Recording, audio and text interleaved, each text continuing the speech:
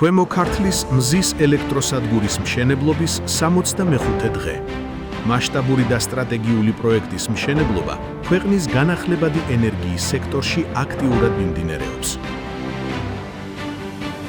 პროექტის ფარგლებში გათვალისწინებულია 110.000 მზის პანელის მოწყობა, 50 კილომეტრი მიწისქვეშა და მიწის ზედა საკაბელო ქსელის მოწყობა, 8 ერთეული სატრანსფორმატოროს ფუნდამენტის მომზადება.